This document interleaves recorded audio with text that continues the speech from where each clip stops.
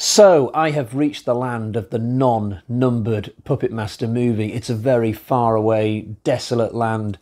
I could easily imagine that not many travellers have ever made it out here on their horror journeys, but I'm here and I'm going to take a look around, starting with this movie, Curse of the Puppetmaster.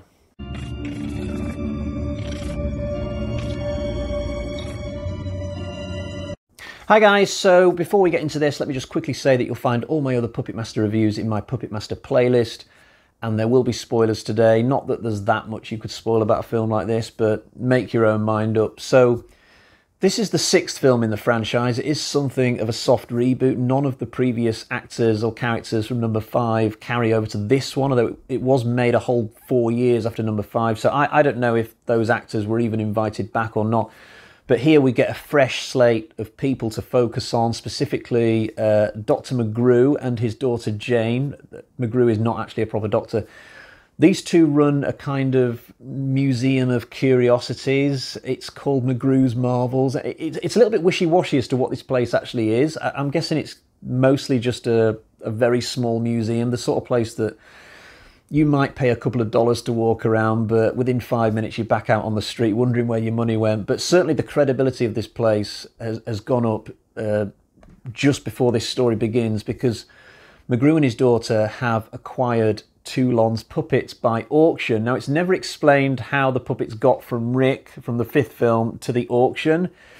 It's like there's this whole hidden story between 5 and 6 that we're never going to find out about, a little bit like the whole Camille thing at the end of Puppetmaster 2, but clearly McGrew and Jane realised quickly what these puppets could do, because they are now the star attractions of the museum. But McGrew doesn't just want to leave it at that. He wants to make his own puppet. He wants to expand. So he hires this kid called Tank, who at the start of the story is working at a gas station, but once McGrew realises that he's very good at arts and crafts, he invites Tank to come and live with him and his daughter. And the idea is that Tank is going to make the physical puppet, and then at the end of the film, when it's finished, McGrew will use some kind of formula from Toulon's briefcase to give life to the thing. Now, because this is going to take the whole movie pretty much, we need more plot to be going on with. So throughout this, there are various outside forces that try and attack the museum in various ways. So there's like a gang of local youths who are constantly threatening to beat up Tank and rape Jane. They will have to be taken care of by the puppets, obviously. And there's also this corrupt sheriff who's sniffing around, asking about a missing person. He'll have to be taken care of. So it's not a bad little story, this, and I quite enjoyed it, especially compared to number 5. I quickly realised, not long into it, that a lot of love has been made, a lot of love has been given to this. It's certainly not a slapdash film. It feels like a lot of effort has been paid to the script, to the killings, to the characterisation. It's not some hidden gem of a horror movie, but by Puppetmaster film standards, I was quite impressed. And if we start with the beginning, the opening credits, I complained in my Puppetmaster 5 review that we had to sit through this massive 5-minute credit sequence that was just writing on a black background. We have to sit through another 5 minutes of credits this time because they just need to fill up the running time a little bit. But at least we've got something to look at this time. We get this clip show of old Puppetmaster moments, and I quite enjoyed it. It gave me something to do. It does get a little bit tiresome after a couple of minutes, but some of the clips are quite funny, especially the one where Torch just bursts out of a bush, which I think is a reference to Puppetmaster 2. Speaking of Torch, he is not in this film beyond the clip show. This series treats that character so weirdly. So in Puppetmaster 4, he was on the front of the Blu-ray box, but not in the movie. In number 6, this one, he's in the clip show over the opening credits, and then he doesn't turn up in the movie afterwards. Now, I get why they maybe didn't want to use Torch, because the pyrotechnics are a little bit expensive, but they could have at least had him sort of in the background amongst the other puppets during this story, even if they're not going to use him. You know who does come back? Leech Woman, which is really weird because the last we saw of her was number 2, where she got burned to death in a stove. Not been in 3, 4, or 5, but suddenly she's here without any reason whatsoever, and I guess we just have to accept it.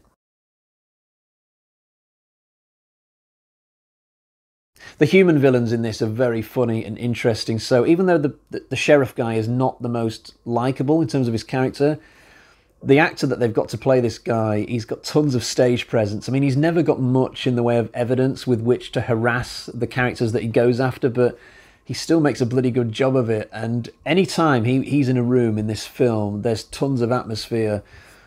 The gang of youths are straight out of the Back to the Future playbook. I mean, they are like a Biff Tannen tribute band. There's 4 of them. They have a very clear leader who the other 3 defer to. In this case, a character called Joey.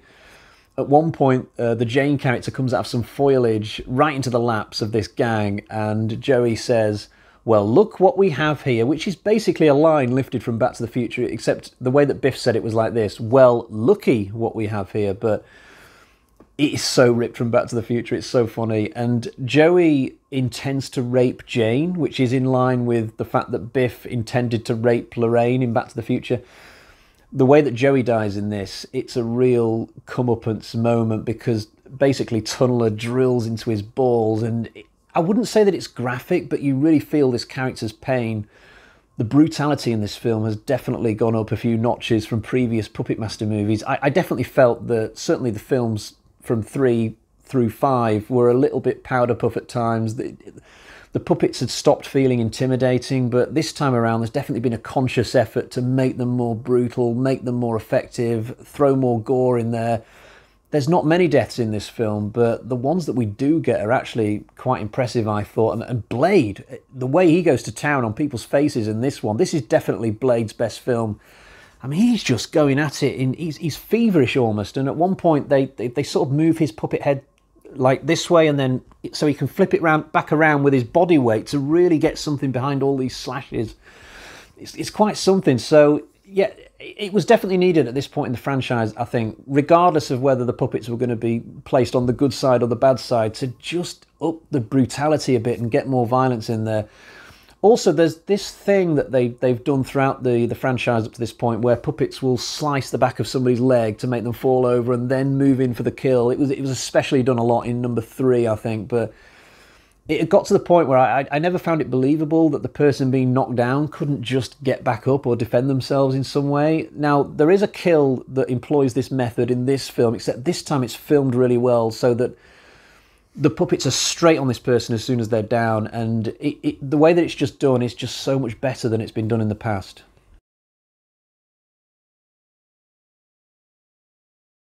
I think the 3 main characters have been done very well as well.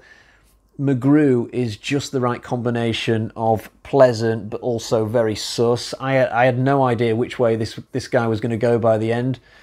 If he'd have been really obviously sinister and the other main characters had not noticed that, it could have been really frustrating for me as a viewer, but that's not what happened. His scheme to get Tank into the puppet at the end and have his actual body disappear, I totally didn't expect that he was lining up something as horrific as that. It could have been really cheesy, this. It could have gone wrong, because what they do is they basically take Tank's, the image of his face, and superimpose it over the puppet that they've come up with. Now, they did this same thing with Toulon in some of the previous films, and I just thought it looked utter shit, but when they do it with Tank at the end of this, I feel completely the opposite. I felt really shocked and repulsed. I felt everything that the movie wanted me to feel, and it was just great. It was just a great bit of body horror. Presumably, he can never go back into his normal body now that the body has vanished. So a really bad fate for Tank, and I was sort of irritated actually when the credits came on for this, because I wanted to know what happened next. But then I took the dog out for a walk and thought about the film some more, and then I thought to myself, no, actually I didn't need to see any more, because what could we have seen, really? I mean, it could have ended up a bit like at the end of The Fly with Gina Davis crying over Jeff Goldblum, or I guess the only other thing they could have done is have Tank have a final battle with the puppets, but what would be the point in that when the puppets and Tank have pretty much got on with each other all the way through the film? So I think the film ending like that was fine, the way that they did it. This ending, though, it makes some of the early scenes even better. There are a couple of instances where Tank wakes up from having nightmares because he's been dreaming that he's been turning into a puppet, so his legs have been replaced with wooden legs, and then he has this other nightmare where his insides have been replaced with like mechanical parts. Now these were good scenes at the times they were happening, But once you see the ending, it just adds extra weight to those earlier nightmares, because you realise that Tank was having some kind of premonition as to his fate, which is kind of creepy when you think about it. I really liked the Jane character. I think it was kind of cute how Jane and Tank are really awkward around each other at the start, but then they gradually head towards this love affair. And Jane gets some really great bits of dialogue, some nice speeches. She comes out with this one where she basically tells Tank, be grateful that you're good with your hands rather than your brains. Now, again, this could have come across really corny. You know, I could have found myself sat there thinking, oh, are you trying to tell Tank that it's a good thing that he's good with his hands, eh? What could you possibly mean by that? But I didn't have any of these thoughts when I was watching the scene. I just felt like it was really heartfelt. So, again, I've got to give some credit to the screenwriters for that. I don't know where Decapitron is in this film, by the way. I've already said that Torch is missing. There's no Decapitron either. I guess he must be out walking in the woods with Torch when the main story's going on. In terms of weaknesses, I think the biggest one is the fact that there's just no production design when it comes to Magoo's Marvels. I would have liked to have seen some of the exhibits. I think it could have made for some great background imagery in some of the scenes, but I'm guessing they just didn't have any money to pay an art department to set loads of stuff up. But even if they'd have just been able to do what they did in Tourist Trap and just have one room full of cool stuff, it would have been something, but not to be. And I guess the other thing I'll mention is that I feel like there should have been a few more kills. The ones we get are great, but that just gives me an appetite to see more. And when I think of those punks that are left alive at the end of this, at least 3 of them, I think, get away.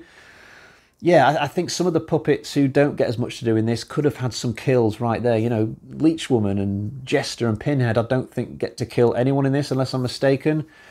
So that's a missed opportunity. I'll quickly show you the version of the film that I've got. Here it is on DVD. Now, this is the first time in this series that I've not had an 88 Films Blu-ray for one of these. I was a bit spoiled with those 88 Films ones because they're great widescreen presentations, great amount of features. Not so much with this. There's basically no features apart from a trailer and the picture. This is one of those irritatingly old DVDs that just doesn't play very well on my really large modern television. So the picture is basically squeezed into like a box, and the clearness of the picture's not up to much either. I was a little bit frustrated with this about 5 minutes in, and I thought to myself, I'm just going to have to ride through it. Luckily, the film was quite good, so after a while I kind of forgot about the format that I was watching it in, but certainly I'd love it if they did a proper Blu-ray for this in Region B at some point. I wish I could swap it so that this was for Part 5, whereas with Part 6 I had like an 88 Films version, but that's not the way the cookie crumbled, is it? Now, I'll quickly, before we wrap up, show you the score that I'm going to give for this. So we've got 1, 2... 3 bloody axes out of 5. That is a huge improvement over the score I gave for Puppetmaster 5, but I can't quite go any higher than this because of those aforementioned reasons. But certainly, the fact that this film's pretty decent has given me renewed vigour as I move forward towards a possible 7th Puppetmaster film in the coming weeks. So do join me for that one. But until next time, cheerio, bye-bye.